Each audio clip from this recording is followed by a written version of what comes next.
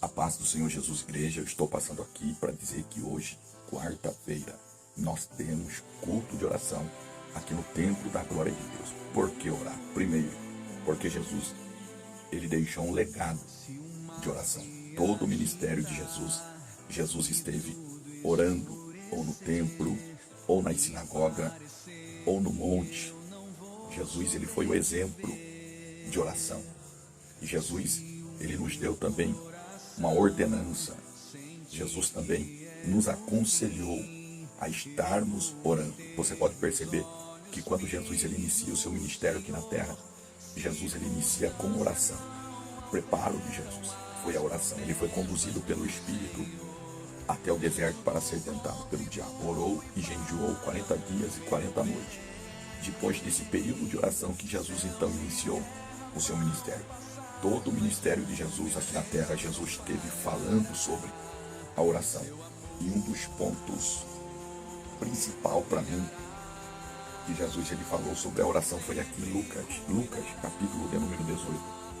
Ele contou-nos também uma parábola sobre o dever de orar sempre e nunca desfalecer. Você conhece a parábola? Havia uma viúva que morava em uma cidade que precisava de justiça. E havia um juiz nessa cidade que nunca tinha feito justiça para ninguém. E esse juiz não temia a Deus. Mas esta viúva bateu na porta do juiz. E de tanto ela bater, insistir, aquele juiz que não temia a Deus, e não temia homem nenhum, ele fez justiça para aquela mulher. Por quê? De tanto aquela mulher insistir. Jesus aqui, a palavra diz, capítulo 18, e contou-lhes também uma parábola sobre o dever de orar sempre e nunca desfalecer. Então, a oração não é simplesmente algo, se der eu faço. É um dever, é uma obrigação. Se nós quisermos estar de pé, nós temos o dever. Dever é obrigação. Obrigação tem que ser feita todos os dias. O próprio apóstolo São Paulo, um dos maiores missionários, ele disse que nós temos que orar sem cessar. O que é sem cessar? Sem parar, todos os dias. Aí Jesus ele vai fechar o seu ministério, sua missão aqui na terra, lá em Mateus, capítulo de número 26, versículo 41. Vigiai e orai para que não entreis em tentação. Na verdade, o espírito está pronto, mas a carne é fraca. Um dos maiores inimigos nosso é a nossa própria carne.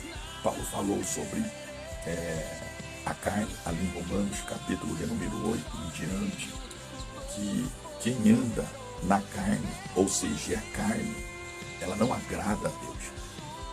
Para vencer a carne, Jesus aqui, ele vai dar essa instrução para os discípulos. Jesus aqui, ele vai enfrentar a cruz. Jesus aqui, ele vai enfrentar a multidão. Ele vai enfrentar os seus perseguidores. Jesus aqui, ele vai enfrentar a sua carne. Porque teve um momento que a sua carne, Jesus estava aqui na terra em duas naturezas. Natureza Deus, natureza do homem.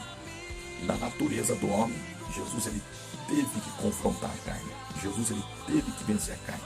Por um momento a sua carne, ela falou, Senhor, se for possível, passa de mim esse cálice. Quando Jesus olhou ali a cruz, os espinhos, o chicote, a carne dele falou alto.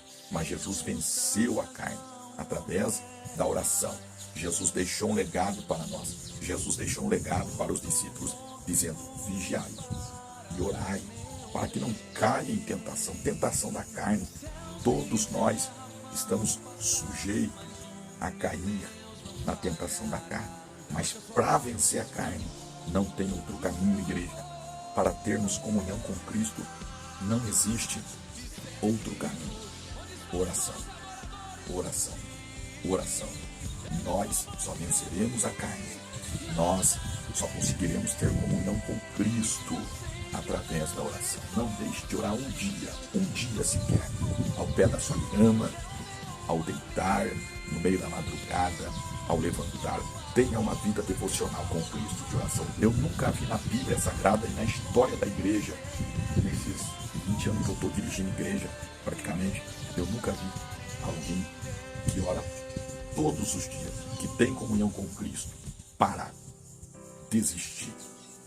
E entenda, nós temos que conservar o bom depósito, como Paulo falou para Timóteo, né? E o difícil é conservar, é constância. Tem alguém que ora bem no começo, mas daqui a pouquinho ele desanima. Aquele período de oração é regredido, é parado. Nós não podemos parar de orar. E quando alguém para, ele cai, ele entra na carne. E na carne nós tomamos decisões precipitadas. Na carne nós não conseguimos vencer as lutas do dia a dia cotidiano. E as lutas são muitas, né? É financeira, é material, é ministerial, é conjugal, é familiar. E como que vence as batalhas da carne? Como que temos comunhão com Cristo na carne? Meus amados, impossível. Para vencermos as lutas, temos que estar em espírito. E para poder estar em espírito, temos que manter o depósito, o bom depósito, como Paulo falou para Timóteo, o bom depósito da oração. Orar constantemente, vigiar e orar para que não caia em tentação. Se você e eu não quisermos cair, temos que vigiar e orar. Hoje, quarta-feira, culto de oração. Para mim é o melhor culto. Por isso que eu tenho insistido. É por isso que eu tenho pedido e até mesmo implorado para a igreja. Vamos orar. Vamos clamar. Deus abençoe. Um abraço. Fique com Deus.